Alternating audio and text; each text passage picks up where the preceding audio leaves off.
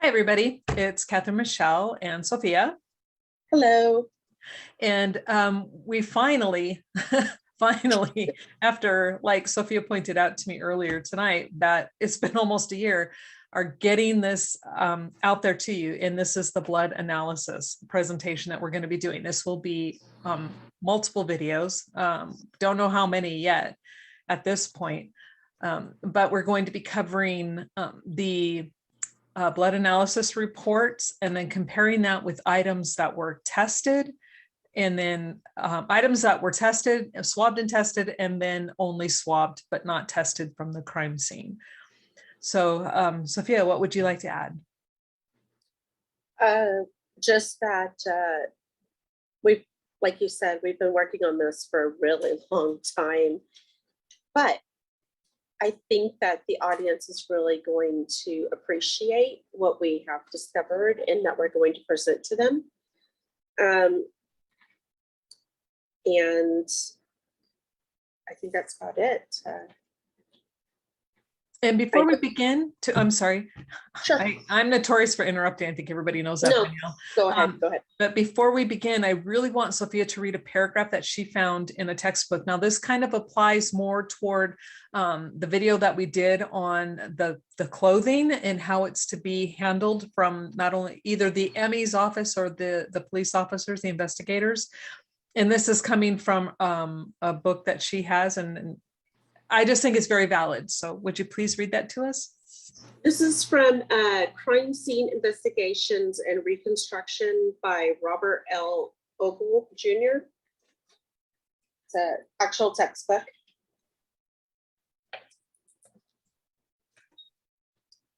And it's talking about the clothing, which we covered in our last video, and the blood on the clothing.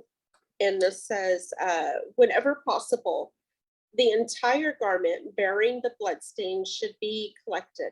The garment should be hung up or laid out on a new, clean butcher paper for drying prior to packaging.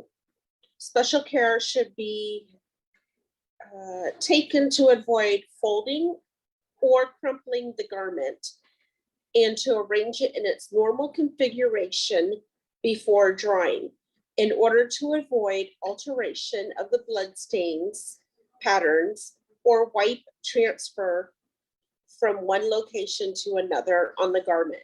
Special care should also be taken to avoid loss or contamination of trace evidence on the garment. Once dried thoroughly, the garment should be wrapped in clean paper by placing the clean butcher paper under and over the garment and folding, using the paper upon which the garment was dried as the bottom sheet, if the garment was dried in this manner, before folding to further ensure protection of trace evidence and loss of the bloodstain patterns. Package each garment in a separate paper bag and seal appropriately. And so that's basically it. Yep. And from what we've been able to read on the reports and then what we see in the photos, the few photos we have, it doesn't appear that that's what happened. But I think it's really important, especially the part where she read in that book. Now, this is an actual textbook, correct?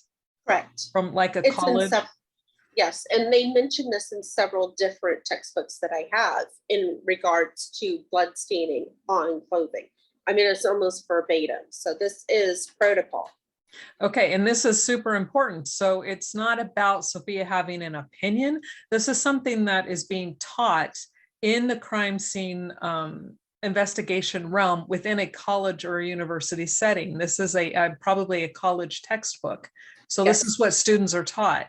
And they are taught that the clothes come off and they're to be photographed how they appeared on the body. And we will, again, cover this more. I believe we're going to come back and do a different video. But this brings us back to what Sophia pointed out in our last video that has to do with the corset. And I think that's pretty important because the corset was photographed inside out and the blood patterns didn't match the rest of the clothes. But if the ME is doing it according to protocol, where it comes off the body and photographed as it comes off the body, then there's a huge problem, which is what she was bringing out before. But we really want to I really wanted her to bring that to your attention. So that's something to keep in the back in your mind, and we will revisit that as well.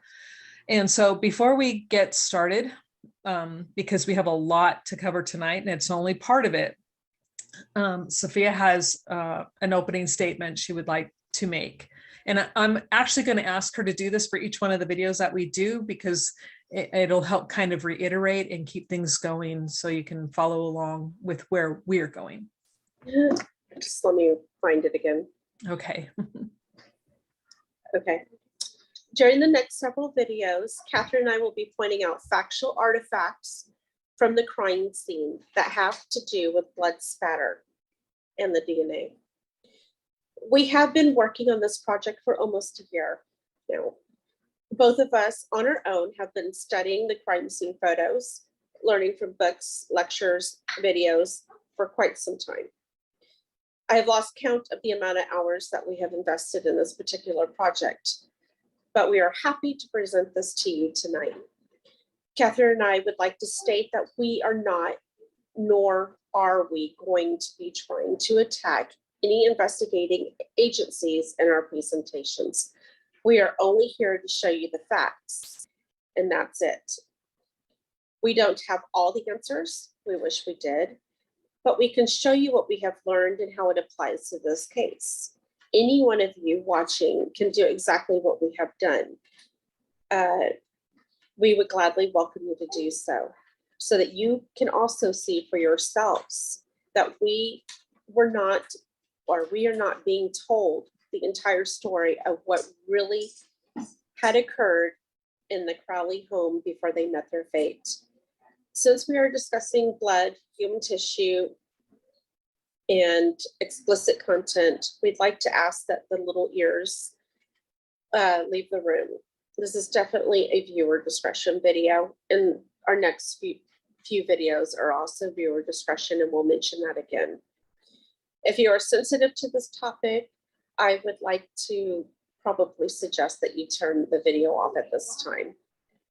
And other than that, I'd like to thank everybody for joining us tonight. We hope that you enjoy our video. That was excellent. Thank you, Sophia. Okay. And I'm going to try to set this up so we can share. I can make sure I share everything. And I think that there should be one more that is not showing. Which one is that? And this is always the frustrating part with trying to get this set up, because it doesn't always work. Yeah, and I'm pulling it up on my phone too. Oh, there it is. Okay, you guys have to forgive me. We're without sleep. Okay. We are going to actually start with the slideshow. Yes. Okay. So is that visible on your side? It is. Okay, great. And if anything, if I switch over to another report or something and you don't see it, please stop me and let me know so I can make sure I hit the appropriate share button screen. Okay. Okay, and this is obviously blood analysis part 1. Okay. This will be a multi-part series covering the items sampled versus items tested. We will cover each item tested first, showing the corresponding photos and lab analysis. Subsequent videos will cover the items sampled, collected, but not tested, along with their corresponding photos. Let's take a look let's start by taking a look at the suggested testing by Joe Cooksley. Make sure I can pull that up. Okay, was that, I don't, hold on. Again, I should have been a little better prepared for this one. But I need to see what page, slide, okay, page 53 of the report. Okay, that's helpful. And then we'll go here. Okay, can you see that? Yes, I can. Okay, Great. So, and as you guys can see, this is part of the report, and this is from Joe Cooksley. And he is writing this to Chris. And he says, this is the planned laboratory testing at this point. LP, latent print, FA firearms, QD question documents. He wanted to test the firearm, the cartridge cases, bullets, knife, blood sample from the wall, photos from writing on the wall, blood from apparent footprints, blood from laptop, photos from apparent bloody ridge detail on laptop, blood from the A key, blood from the hallway, blood from cell phone on the island, swabs from push keys on gun safe. So that tells us there was no visible blood on the gun safe. So they were just testing it to see whose DNA they would collect. Blood from the desk, pen from the office desk, notepad from the office desk, and possible known writing samples. Now, this is what he suggested that they run all the tests on, and you will see that not all of these items were tested, and then some others were tested that were not part of the original suggested items.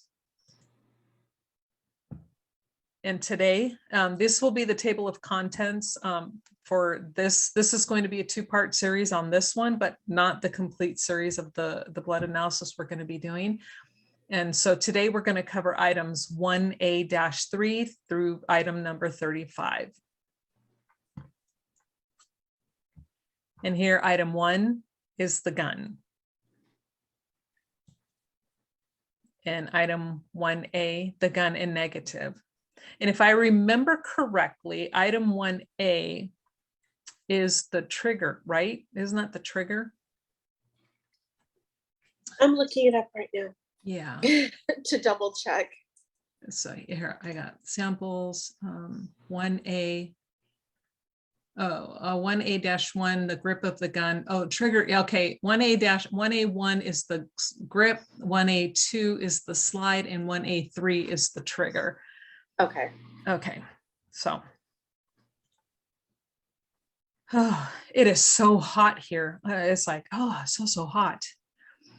But they did not give us any photos from the current slide of the actual trigger of the gun, not really close up. So we're doing the entire gun on this one, since it pretty much covers the grip, the trigger, and the slide.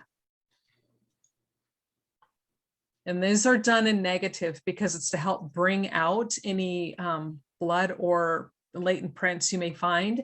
Now, these areas right here, even though this shows up and on the photo they're red and you might think that these areas are blood, this is actual just kind of like a rust material. This is normal wear and tear, what happens on this type of weapon. But this here is actual blood on the trigger right here and over here on the grip. And these areas right here, that is blue. That's the blood. This again here is just the rust. This here is blood. And then you see the fibers. And on this one, obviously it's a greenish color just due to the type of filters that were used. I find it hard to believe that David, who basically enjoyed shooting guns and stuff like that, would allow his pistol to get rusted. I mean, how quickly does it do that? No, it's not something you can control. It's just what happens to this, to oftentimes these weapons. And it doesn't mean you don't take care of it. You can, because I talked to my son about that because I saw that on another weapon somewhere else. And I asked him, I'm like, well, wait a second, why is this rusting? Why aren't you taking, and my son is very particular about his weapons. And he's like, no, it's just what happens. It's kind of like, and I don't want to say this as if it's fact because I don't understand all that stuff, but it's kind of like an oxidation type thing. You can't stop it from occurring. But, so it is often seen in those areas where the screws and stuff are. Okay. So Now let's see what we're pulling up. Okay. Here is the reports we're going through now. And okay, we're dealing with today the 1A3, which as we saw previously was the trigger, and the blood that came from that. We'll highlight this so you can see it. 1A-1A3, blood from the trigger. It came back as a mixture of 2 or more individuals. Who is included is David.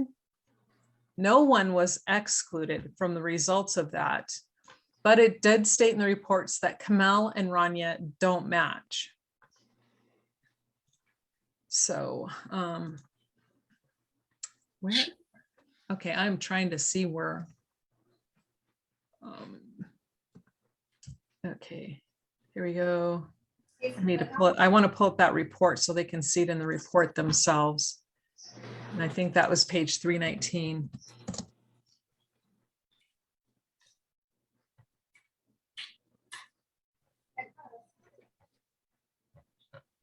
Or did I go too far? Maybe it's 310. Okay, yeah, 310. Sorry, guys. We don't always memorize all of these reports very well. But here we go. Here's You have it within your link. I can tell you next time what the page number is for you. Okay, okay, thanks. And okay, here we go. This is the actual report. And for 1A3, mixture of 2 or more, major male DNA profile matches David. Major profile does not match Kamel or Rania. It would not be expected to occur more than once among unrelated individuals in the world. Rania cannot be excluded. Kamel is excluded from being a contributor. Now, this is what I find interesting about this report. We have to remember that Kamel has three bullets with her DNA and blood and or hair and tissue on them. 2 exit wounds through her head.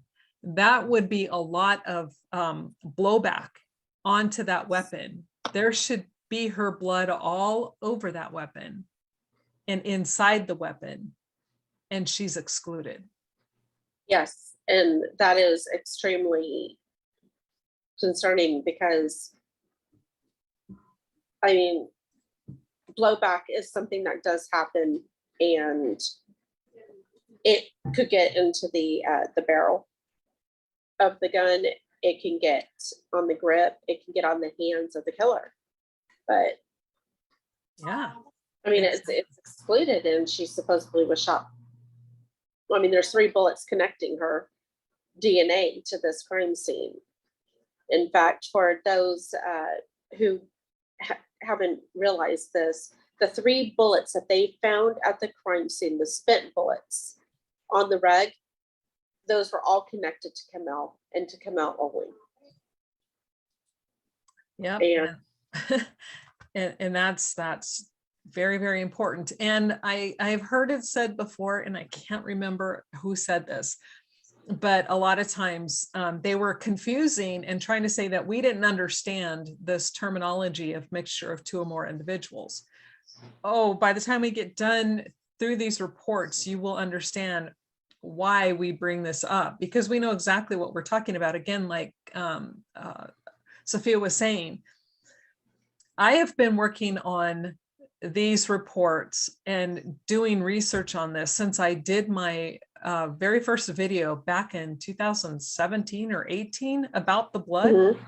So yeah, I think we kind of, and I know Sophia, like I said, she actually went out and purchased a textbook, several textbooks. So we are not experts, and we're not saying that we would probably even pass the class, but we have enough knowledge base now that when we're looking at this stuff, we feel very confident in how we're reading it. Yeah, and I've been looking at the DNA since we received the DNA reports from Apple Valley. I can't remember if that's 2016 or 2017, but just listening to DNA lectures, which are boring as anything, but I've been listening to as many as I can come across, listening to blood lectures and reading anything I can get my hands on, whether it's online or books or what articles, just everything I can so that I can understand exactly what we're looking at. And this doesn't add up. Right. And hopefully, my main concern every time I do one of these videos is that I don't get across what it is that we're seeing or that I see. And I know Sophia and I, we don't want to like rush a point, and we don't want to misquote something, or we don't want to not exaggerate or expand, not exaggerate, expand on a particular topic, because we're so afraid that very important, that minute detail is going to get lost in the shuffle. And it's oftentimes those little tiny details that will, give you a whole lot more information. We also don't want to talk down to you all, because we're all adults and you can do your own research on this. And that's our point, is just to present the evidence. And so we're trying to walk a very fine line on all this. Right. And for those of you who are only listening and you're not watching, I'm going to read this next slide, which basically is what I just previously stated. The only person's blood the results prove were on the gun was David's. Rania's blood cannot be excluded. Now the real head scratcher, Kamel. She had 2 exit wounds to her head and 3 bullets with her blood or DNA, but her blood doesn't match. Think about that for just one moment. Her blood is everywhere in that house, but not on the weapon. And blowback is just something that occurs every time you fire a weapon. Especially into a body and a head, right? Because it's so vascular. The head is super vascular, lots of blood coming that goes on there. So to not have blowback and her blood on the weapon itself is a definite head scratcher. Okay, we did the slide 310. And now here's 1B1 is the next one up on the list is the magazine. And that's item 1B. Item 1A was the gun, 1B is the magazine. And here, this right here was the cartridge that they took out of the chamber in the gun. And then this is the magazine. And this negative is obviously a very poor one, but again, you can only do what you can with these. Here is the blood, and then a print. Another visual, the blood, and the print. You can see ridge detail right here, especially here, and then some here. And at this angle, you can see ridge detail there, but this looks like little drops and pools of blood. I don't know if pool is the correct word, but there's definitely more blood there than what would be on a print. And then some on the side here as well. And here we have a better view of the ridge detail right here. And then this drops of blood. And I know at one point, because Sophia and I, we spent a lot of time on this because she had a lot of questions about this photo, and I'll let her tell you guys that in just a second.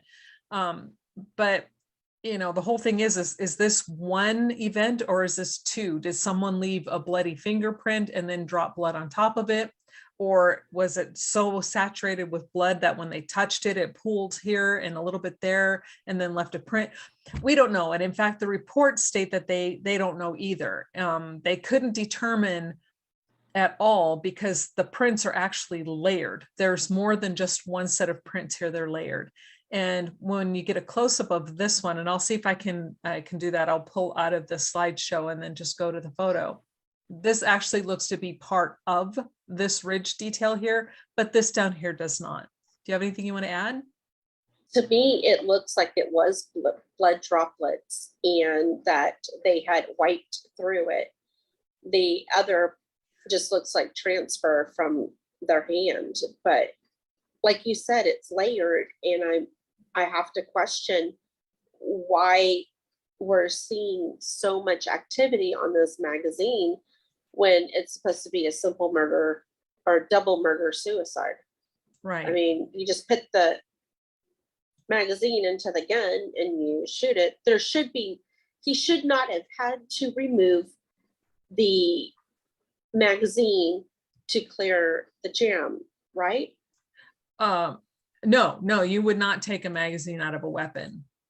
Because So, if a cartridge jams in, all you do is you rack the slide and it clears it, especially that type. I would show you on mine, but I don't want people to freak out and call the cops and go, oh my God, she's got a gun on the screen. But you just don't want to do that. But yeah, you just take it and you rack the slide and it pops it out, clears the jam, and then brings up the next bullet out of the but I did come across something while looking at videos on YouTube in regards to the type of gun that David has. In this particular gun, you can change the slide to a 9mm, and you can change the magazine to a 9mm, and you can turn his particular gun into a 9mm. You can also, the slides are interchangeable, so you could change it with another gun too. Well, another gun that's similar to what his gun is. So, yeah, and that makes me question, because in the reports it states that, and we will bring this up when we do and I'm sure I'm dragging Sophia along for the ride. She just doesn't know it. She's come along with all of them. But when I do the ballistics one, because I really want to bring that out, in the reports where it states poor reproducibility, when they were firing test shots in their lab, they could not reproduce the same striations. Their words, not ours. Poor reproducibility. And that maybe, and I'm not saying it's a fact, and neither is Sophia, but maybe that could explain it. yeah, I mean, I'm just bringing this information up. I mean, that video is on YouTube, and I'm more than happy to put it in the comments after this video goes live, so that other people can watch and see for themselves that the slide is interchangeable with a 9mm, but it's also interchangeable with other similar guns to what David had.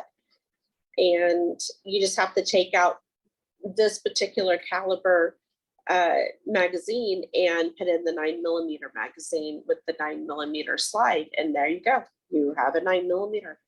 That's interesting. That's interesting. So, Okay, and we're gonna do the close-up here. And here, this is the ridge detail, these blue dots here. This is the ridge detail. These are the drops of blood. And this is why I'm saying here, this looks like it's just all part of it. Like if this is a thumb, or I don't even know what fingerprint this is, but whatever print made this, multiple prints, is according to the reports. It just looks like whatever, it was saturated with blood when they touched that magazine. But then down here, and then again, you see same thing. And this is, oh yeah, when we're looking close, look, here's ridge detail here, but then here's ridge detail here. This looks like this is layered on top of this. No wonder they said that. I never saw this before. yeah, it's pretty clear here that it's layered up. So this is multiple touchings, Yeah, which doesn't make sense, because why was he removing the magazine? He only shot 7, well, there were 7 bullets, right? Casings. 6 casings, I believe, and then the one that was the cartridge was ejected. But yeah, and this now makes sense, because in the reports they state that when they're looking at this, they're like, we can't tell.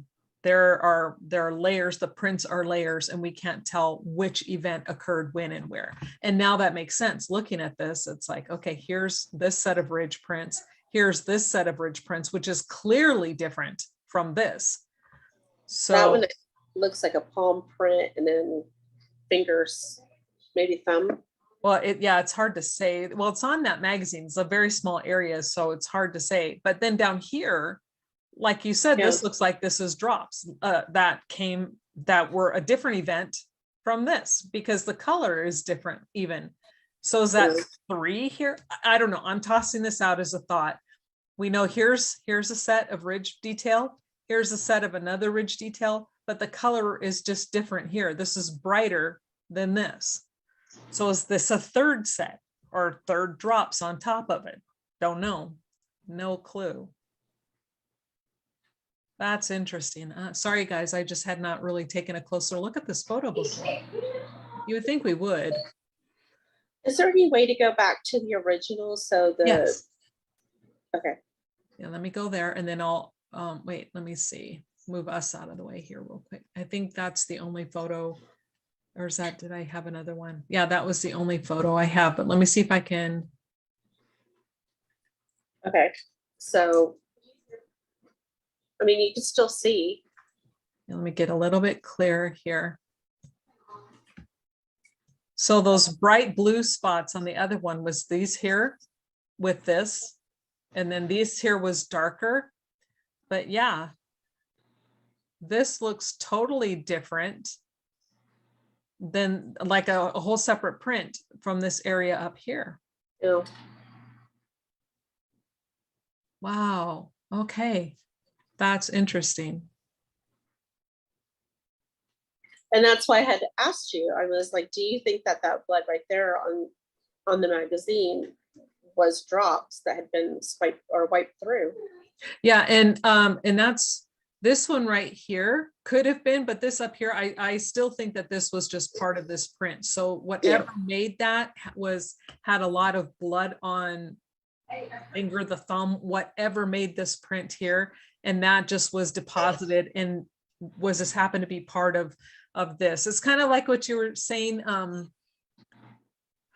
like a transfer. Yep. Even if you have like a wet area and you press something into it, it'll like leave some of the wet stuff there, but then it'll be there. I'm not explaining it right, but I think you know what I mean. Yeah, actually, I do know what you're talking about. Okay, good. I'm not sure if everybody else does. And then down here, though, I think is where your point is valid. You know, like this was dropped on top after. It's a And I think the event. side right there also was part of that. Yep. Like when, again, grabbing. Yeah.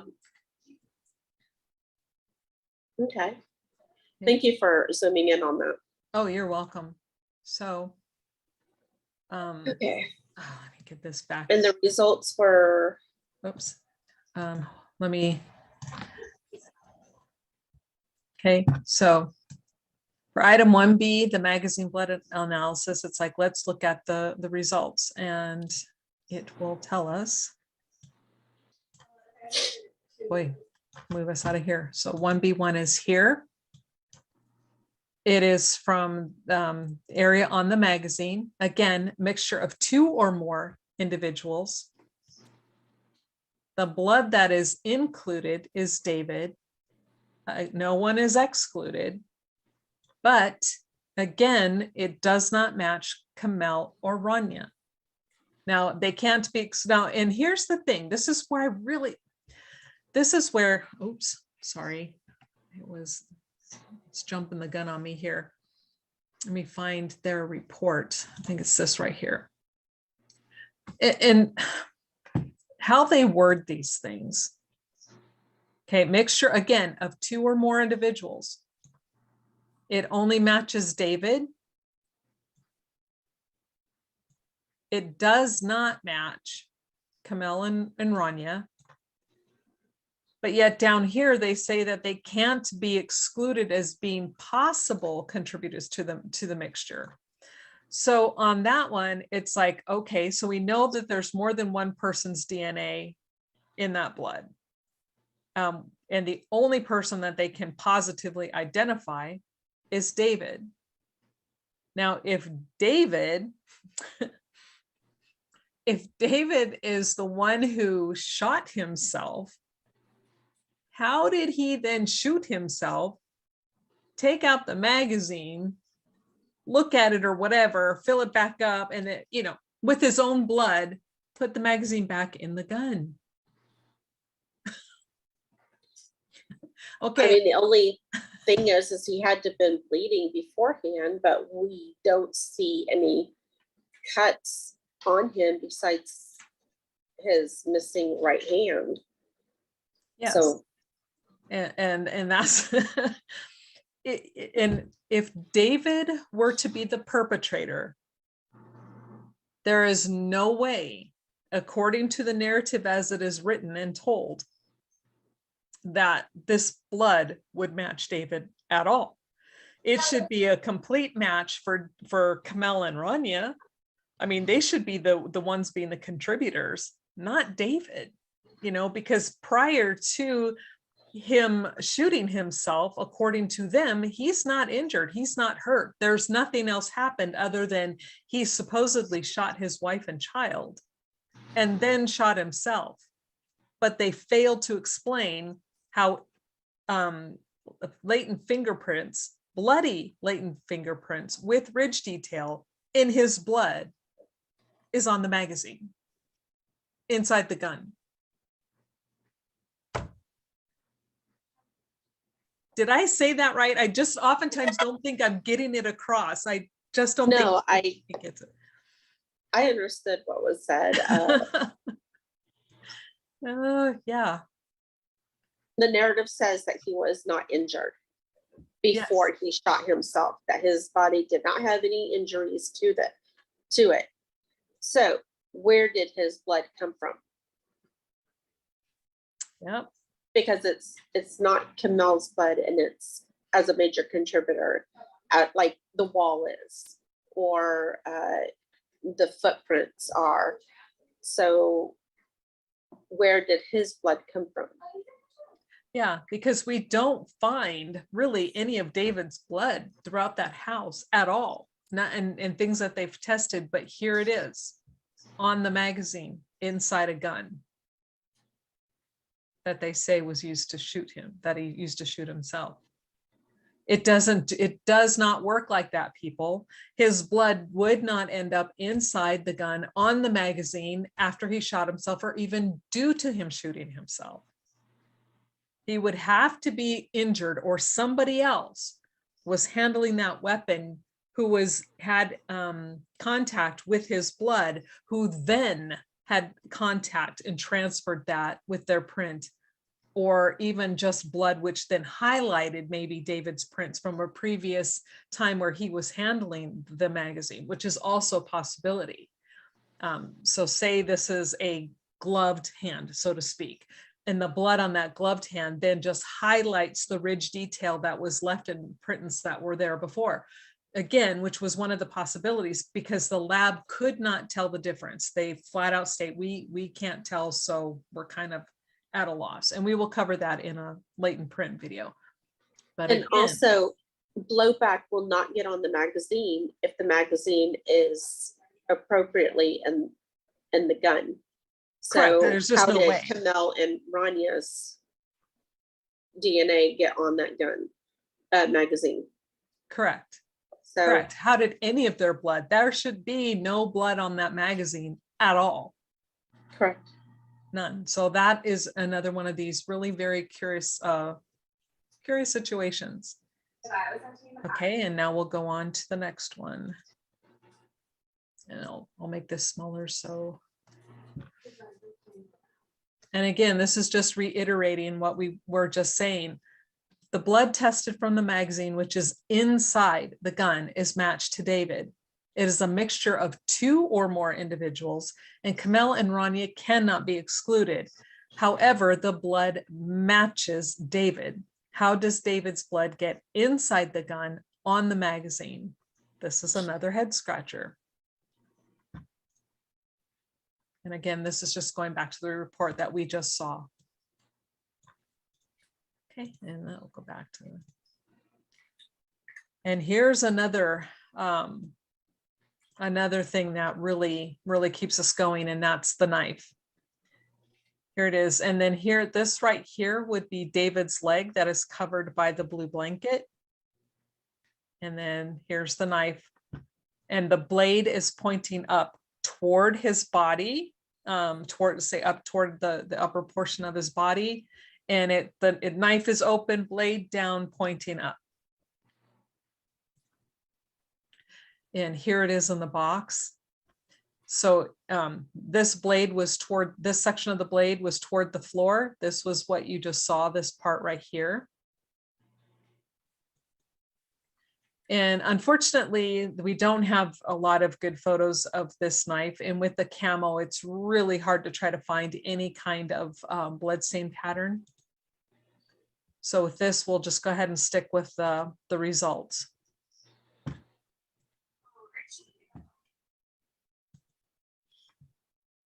And again, on the blade, it's a mixture of 2 or more individuals. They didn't have minor contributors. They don't have anybody included, but all 3 of them, David, Camille, and Rania, they cannot be excluded. They could not be definitively included, but they could not be excluded. And I think maybe a lot of that had to do because it was small, like the areas that they were able to test to find blood from, which was 3 separate areas on the gun, which would be, let's see, I will show you just a second. The blade. Yeah, I'm trying to get back to the picture of the, okay, so there was like, say this area right here of the blade, and somewhere up here, there's like an indentation. It was somewhere up here, and then on the handle somewhere, correct? Correct. Okay, so the 3 very small areas that were, barely detectable, they were able to find 3 small sections that had blood.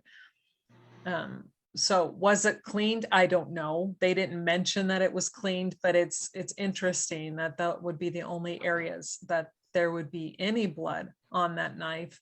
And the fact that it was even at the scene, why bring a knife to a gunfight? I mean, it just doesn't make sense to me.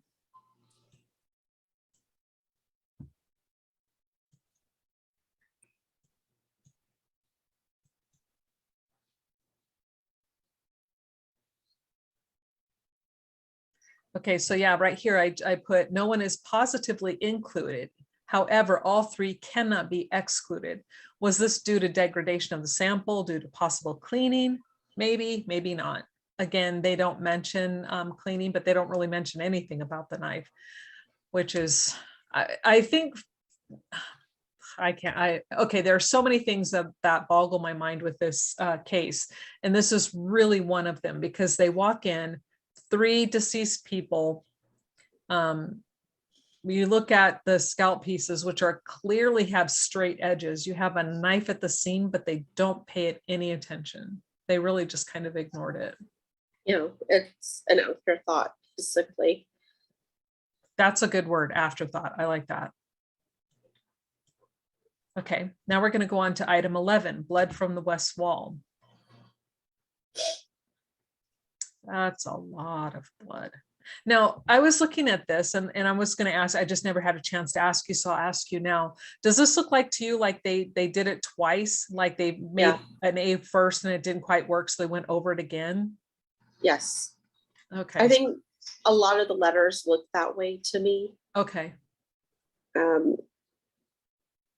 It's very weird. Yeah. Yeah, because this really kind of highlights where a previous one was written. Okay, so let's look at the results from the test from the blood on the wall. I just keep moving us all over because we're just in the way. Now this one comes back as single source DNA, and it Kamel is the one who is included, and it yet does not match David and Rania. So let's look at that actual report. Oh, let me go here, find that report, just here. Yeah, indicated as female. Yeah, okay, so, and again, it's the wording that they use. You will see that oftentimes they put excluded, included, does not match. So here they decide to choose that they just don't match. But since they're saying it's single source DNA, so only one contributor. And this is how why I wanted to bring this out before, because all these others, mixture of 2 or more, which means that there are 2 or more people who contributed to that sample. And then on this one, they're very clear, it's single source and it indicates as female, but they don't say David and Rania are excluded, which David should be excluded since he's obviously not female. They just simply state it doesn't match.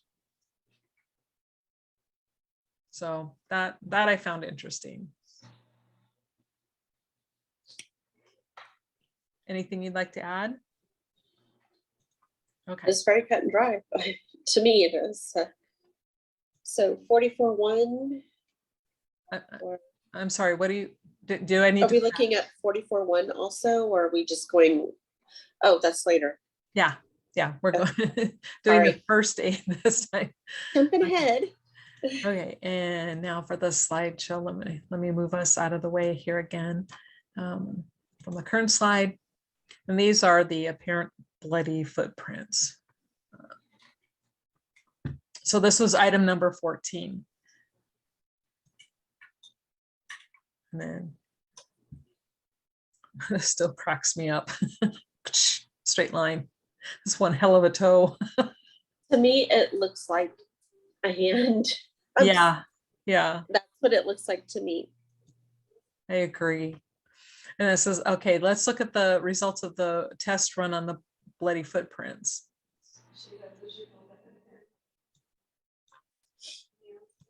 Okay, item number 14. And again, DNA indicated as female. It's not enough genetic material to know if there are any minor contributors. So the major contributor, they believe, who is included for sure, is Kamel. Again, they're back to just does not match, doesn't match David and Rania. Again, hold on, I messed up. If, go to this report, if it's indicating as female, why would David not be excluded? They just say it doesn't match. Their writing in these reports is so bizarre.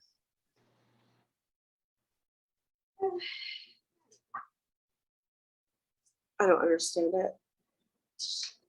I don't either. I mean, head scratchers all over the place. Yeah. And okay.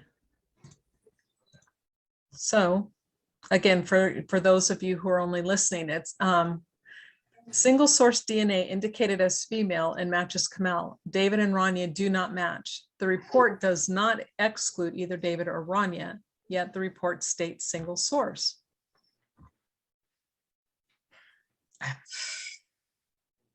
You know, we sit here and we read through these reports and we go over them, and a lot of times we just sit there and like throw our hands up in the air.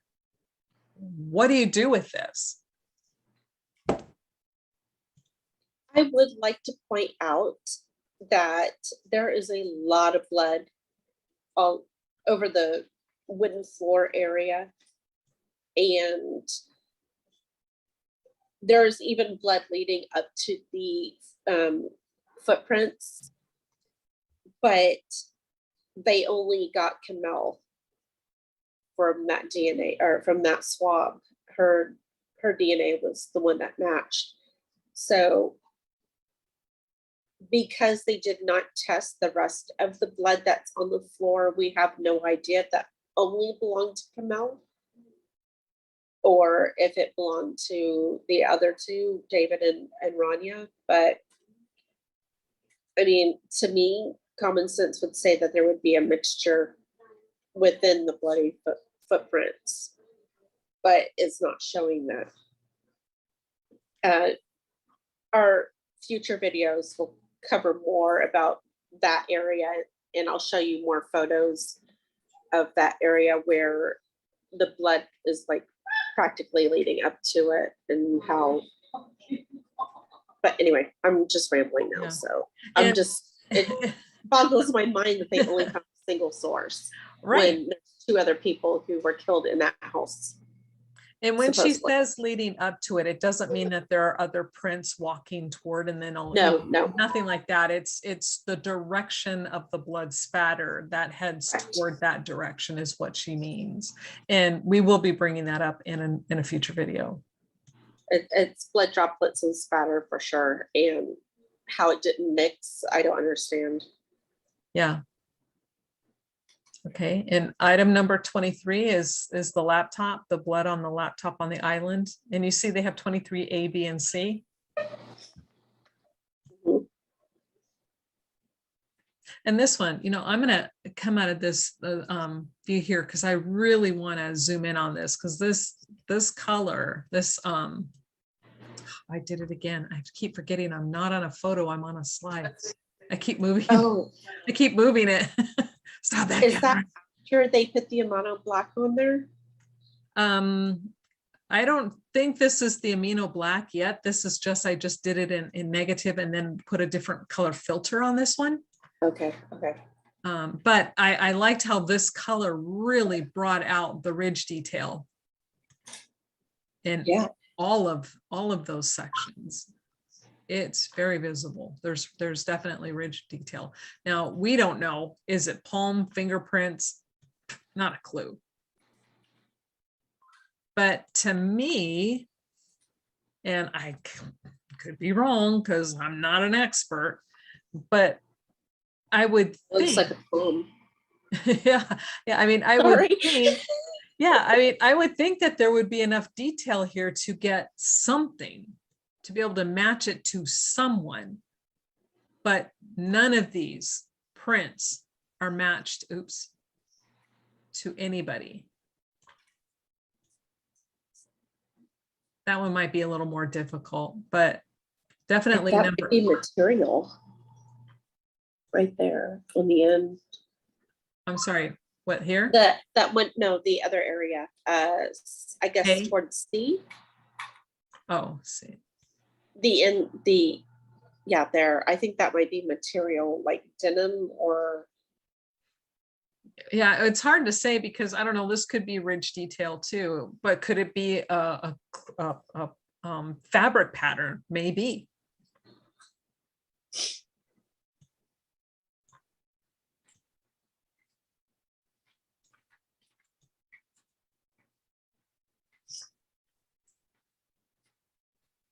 And see the swirls here, you know, how it kind of loops a little bit, but yet this doesn't look like a looping and this here doesn't look like a looping. So is it a mixture of material in a print? I don't know. We're just kind of guessing here and spitballing it. But this is, look at this. This is interesting. yeah, Why this pattern? that's a definite void. Yeah. Yeah, that's interesting.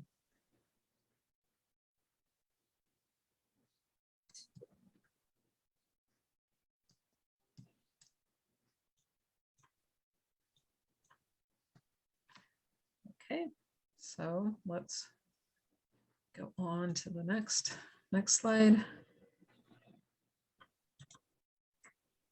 Okay, so now we're going to look at the test results from the laptop on the island.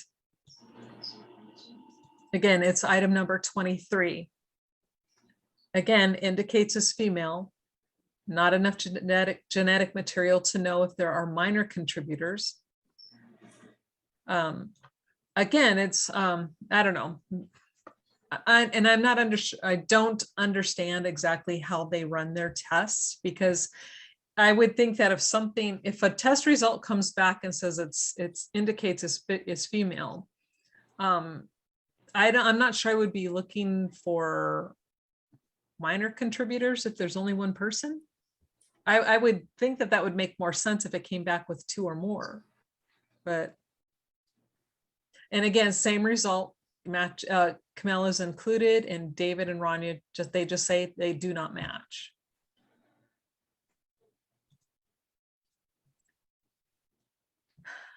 But again, they're not excluded. And item number 27, the transfer on the hallway next to Ranya's door.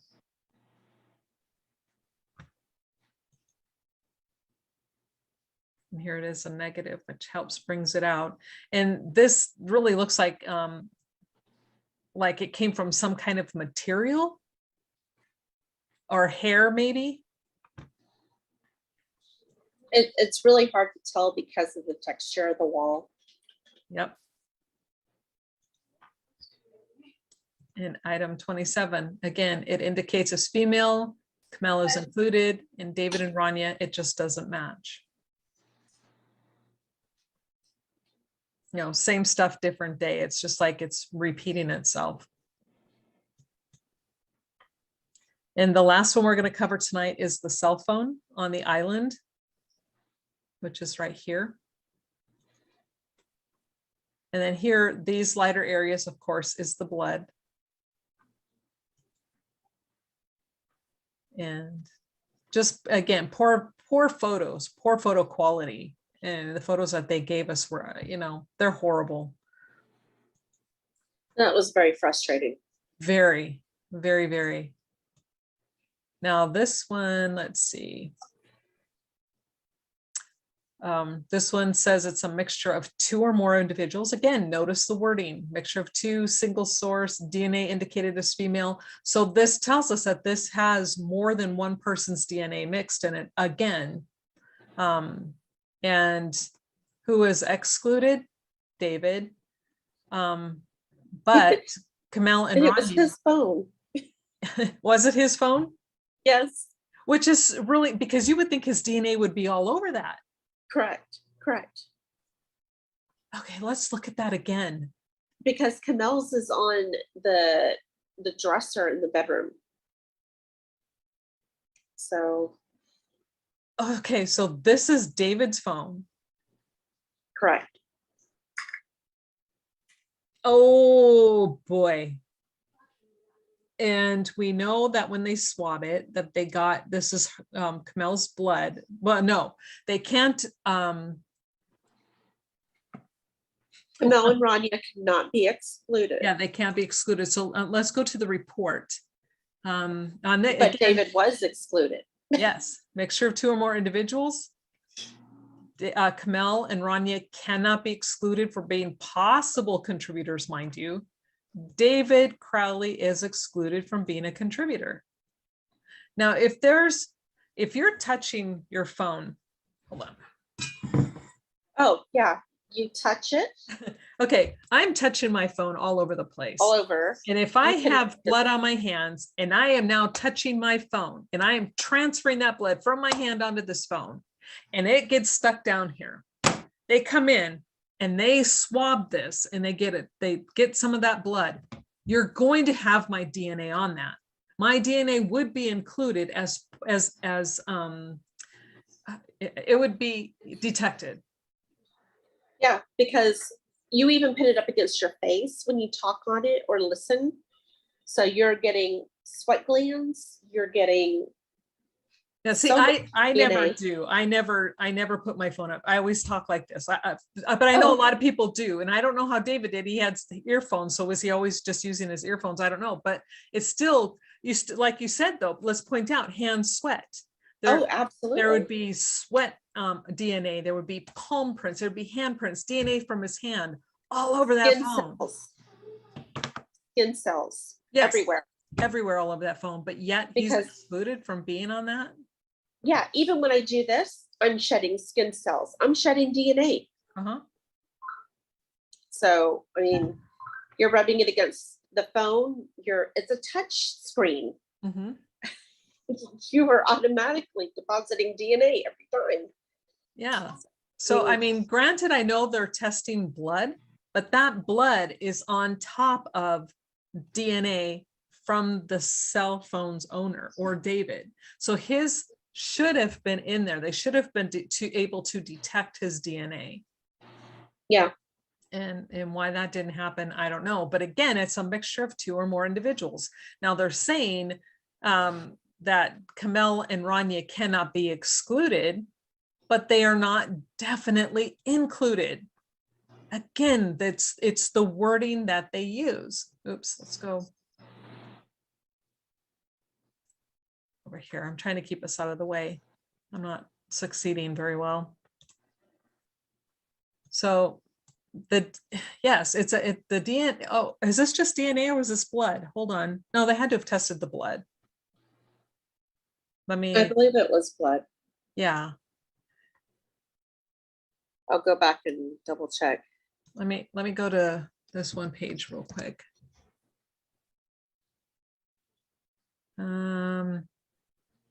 Yeah, there was blood. DNA profiling was performed on blood previously indicating on one or more areas, and this was included in that list. So Yeah, because I got a lot of this here and I'm trying to figure out why they don't have item 35 listed here. oh, this is right above 1A. So go back to page Oh. 310. Okay, let me see something. And it's further up on that Oh, up here. page. Oh, right here. I see what you're saying. Was preferred. Okay, it's just so everybody can see that. And you can see the screen, right? It's up on the screen. Sophia, can you see it? Yes, I can see it. Okay, okay. Like she pointed out, this is in the report. DNA profiling was performed on blood previously indicated on one area, and then it lists item number 35, right? Where's item 35? Yes, it's the second line. Oh, right there. Okay, items 11, 14, 23, 27, 35, 38. Okay, so they are, okay, so it is the blood DNA, but again, if the blood touches something, you think it's going to pick up the DNA that's surrounding it. Well, they use a swab, so they're Right. swabbing through it. They would pick up Yeah. any other DNA that's there. I mean, it's just gonna happen. But his was not detected. Yeah. So, oops. Wait, okay, yeah, that's right. So let's go back to this report and we'll go over this again very briefly. 1A3 was the trigger, 2 or more individuals. David was the only one included. 1B1, the magazine. They don't even say how many people were on that, did they? Hold on a second. Magazine, mixture of 2 or more individuals. Okay, why? Major male DNA profile matches David. Major profile does not match Kamal or Rania. Okay, hold on a second. I must have accidentally erased this and didn't realize it. Okay, so trigger 2 or more individuals. David is included. Magazine, David is included. Again, that's the question part. Kamal and Rania cannot be excluded from possible contributors. And then at the very end, they exclude her, Rania. On which one? On the magazine. It's the very end. It says Rania Crowley obtained from the known sample of Rania Crowley. It is estimated that 99.95 of the general population can be excluded from, oh, sorry. Yeah. My bad. Okay. I'm sorry. Oh, that's okay. Okay, we're tired. But we do know that, Camille and Rania cannot be excluded. We do know that that David is included, but the profile does not match Camille and Rania. Again, mixture of 2 or more. So who's the other contributor? And that's a lot of our questions. Who is this third person?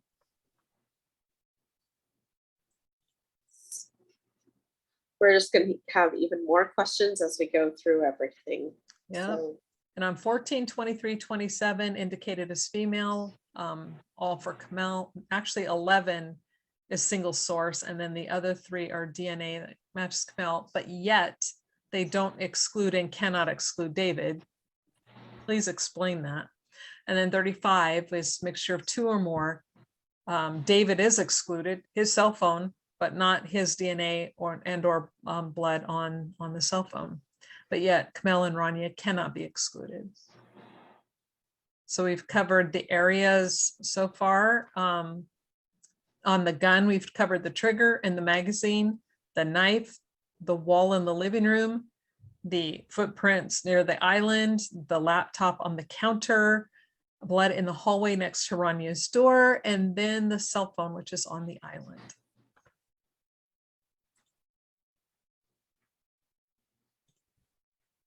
Lots of questions.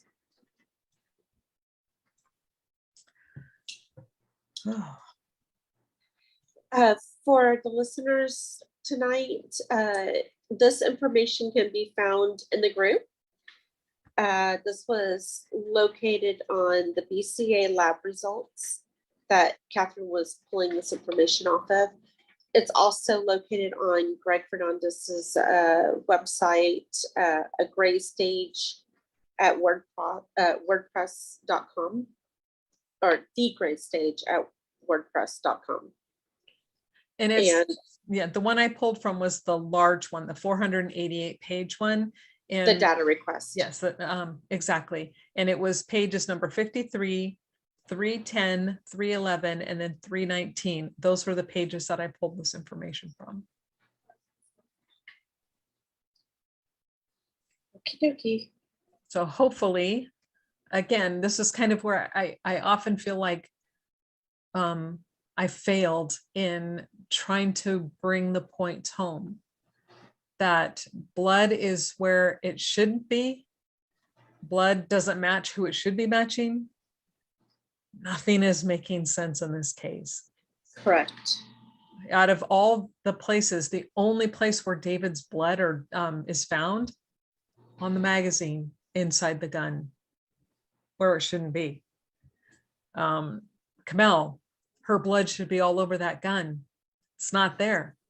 You know, we have to remember she was shot 3 times. It's not there. Where's Rania's blood?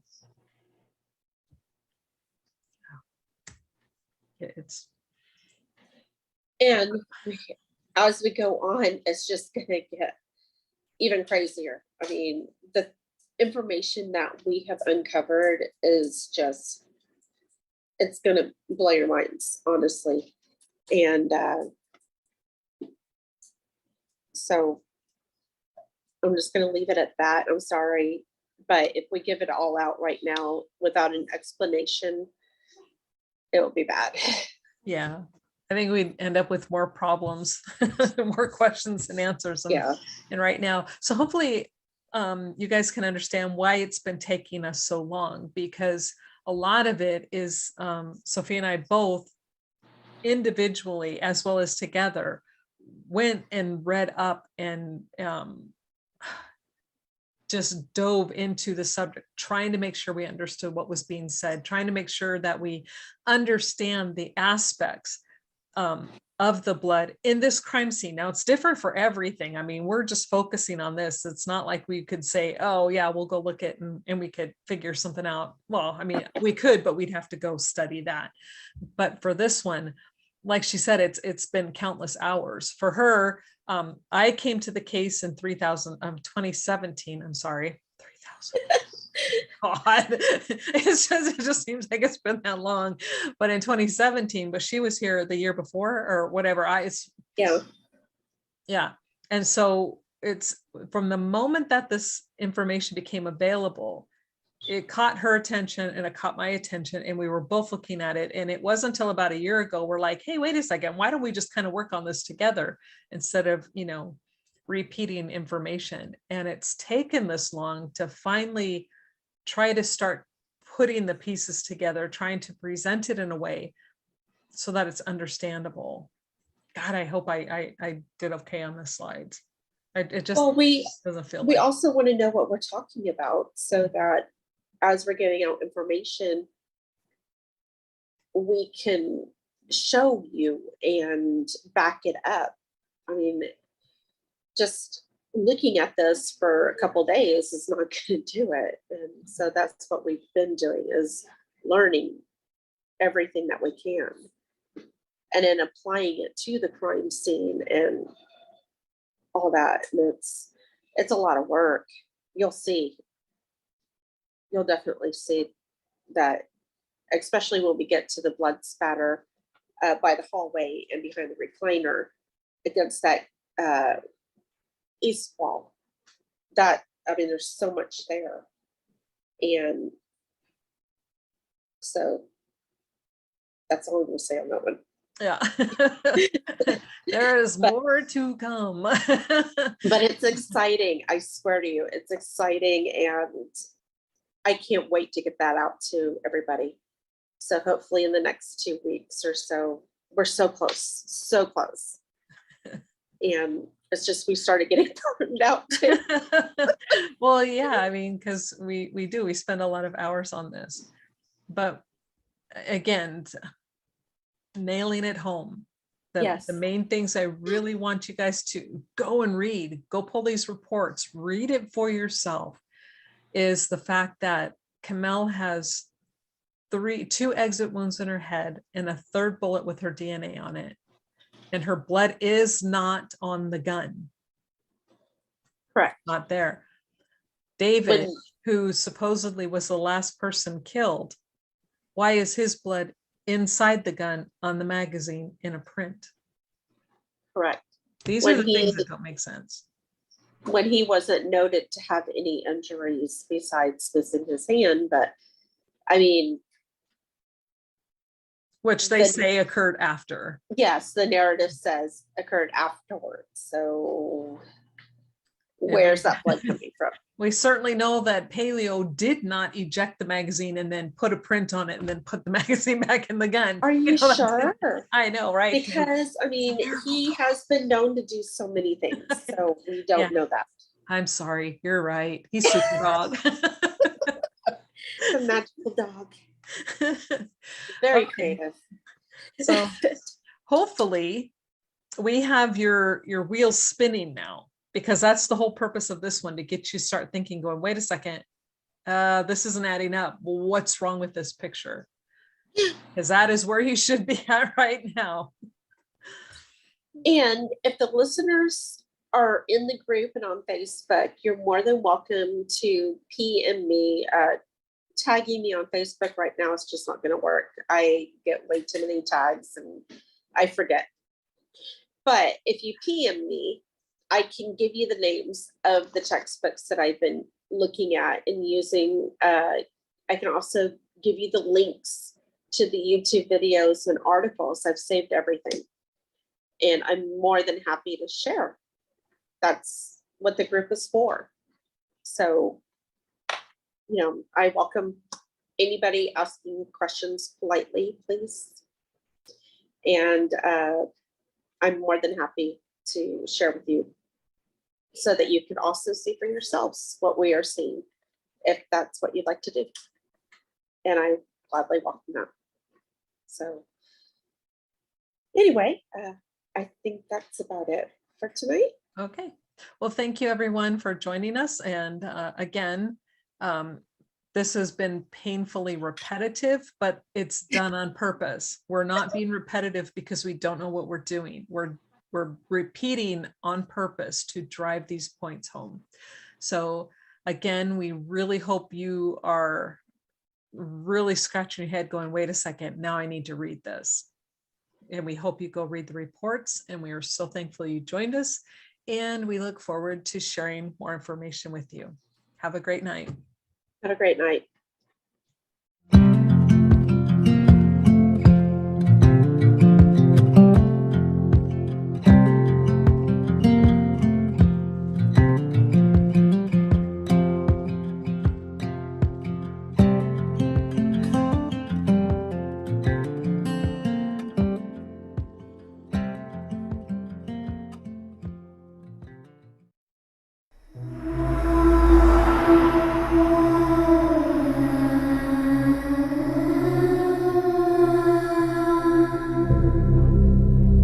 Are you interested in the paranormal? murder mysteries, cryptocurrency, and thought-provoking interviews. Then check out Crypt Rick's I've Been Thinking on YouTube, or every Monday night at 6 p.m. Eastern Standard Time. Studio A at Revolution Radio, freedomslips.com. Welcome to the Crypt.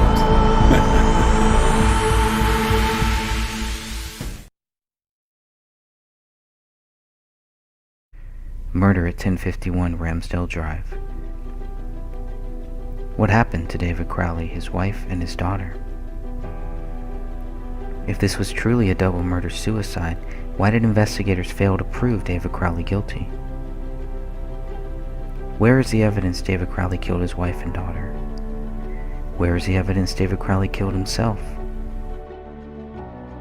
Within 24 hours of finding the bodies of David Kamel and Rania Crowley, the Apple Valley Police Department were treating the incident as a double murder-suicide. Authorities cannot prove David wrote Allahu Akbar in his wife's blood on the living room wall. Authorities cannot prove David wrote I have loved you all with all of my heart on a laptop in the kitchen. Authorities cannot prove David wrote Open the Rise most recent version, submit to Allah now on a notepad in his office bedroom. Authorities cannot prove the dog trapped inside the house ate David's right hand, both of Kamel's hands, and their daughter's right arm, since dog feces tests were never done. Authorities did not know about a bullet that rolled out of a living room carpet until they were notified by the cleaning company 2 days after the bodies were found. That bullet would later be tied to Rania Crowley. Authorities did not see the bullet hole in the living room ceiling or the bullet in the attic above until they questioned David's friend a month after the bodies were found. Authorities did not find a motive to support their accusations against David Crowley. Authorities did not find David's blood on any of the bullets at the crime scene. Authorities do not know when David Kamel and Rania Crowley died. What we know for sure is that David Crowley has not been proven guilty.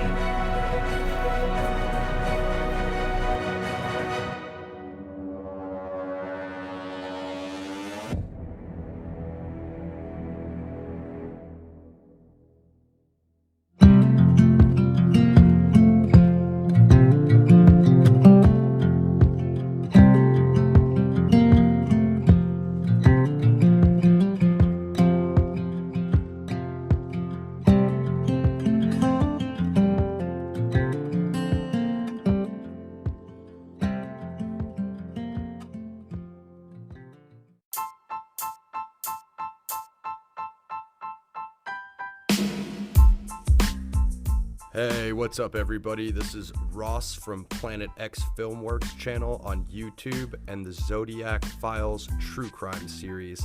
Check it out, and shout out to Greg and the Gray Stage channel. Their content is amazing.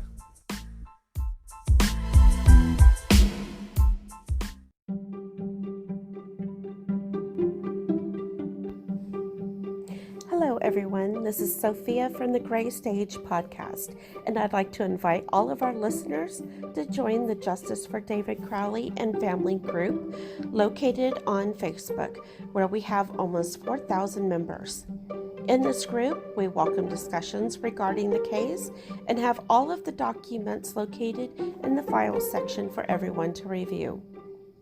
If you like, you're welcome to visit Greg Fernandez Jr.'s website called The Gray Stage. It's located at thegraystagewordpress.com. You can find his book and all the official documents for this case at his website. Lastly, I'd like to introduce you to Catherine Michele, who's a part of this podcast.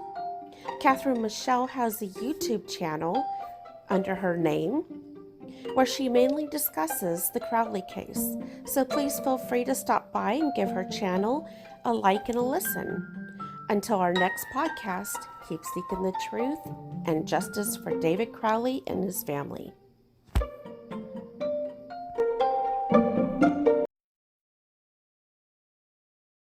George Orwell once said that in a time of deceit, telling the truth is a revolutionary act. Oh, how those words were only whispered when he first said it, but it's a trumpet blaring through a megaphone today. So are you ready to take a journey down a labyrinth of twists, turns, and dead ends as we seek out Wonderland? Join me every weekend for investigative live streams at twitch.tv/Strange Investigations. Interested in more organized and detailed content about the hard truths of the world? Then check out my content on YouTube by searching out William Rail or Strange Investigations, on Rumble, BitChute, and Odyssey by searching Strange Investigations.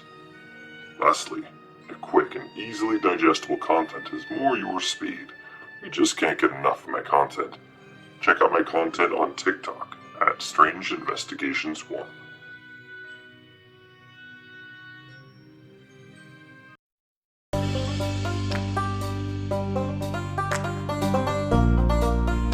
A simple truth. It really is this simple. Either you believe David Crowley is innocent or you believe he is guilty. If you believe David Crowley is guilty, you are wrong. If you believe David Crowley is innocent, you are right. It really is that simple. A United States Army veteran is dead. His wife and his 5-year-old daughter are dead. A thorough investigation would only conclude with authorities admitting they lacked evidence to support their accusations. If authorities were to admit the case remains unsolved, they would also have to admit that the public may still be in danger. I am not able to solve this case. My interest is in forcing authorities to admit David Crowley is innocent. The reason they refuse to talk about this case is not because they are confident of David's guilt. They lack confidence in their allegations. Their department wishes to move on, but they are only lying to themselves. They must know the simple truth, and they need to publicly admit this. Their credibility depends on it now. The unspoken truth is that David is innocent until proven guilty. Why are authorities running from this simple truth? How long do they think they can run for? You cannot run from God. You cannot run from your nightmares, and you cannot run from the facts. Why would anyone want to? What could possibly motivate someone to try? If you cannot prove David Crowley guilty, then he remains innocent. It's as simple as that. So the resistance we face is disgusting. If David was guilty, the evidence would be right in our faces.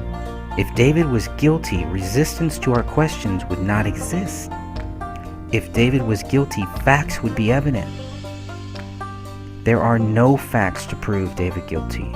There are only facts which prove David innocent. Hence the resistance to getting justice for David Crowley and family. Who cares? Do the people who closed this case and decided to not speak about it ever again really care? Do the friends who accused David Crowley of being guilty days after his body was found really care? Perhaps they only care about spreading the accusations of David's guilt instead of researching the facts of this case. They don't seem to care about the facts which prove David innocent. Truth is a simple thing. Justice does not die. Facts prove David is innocent.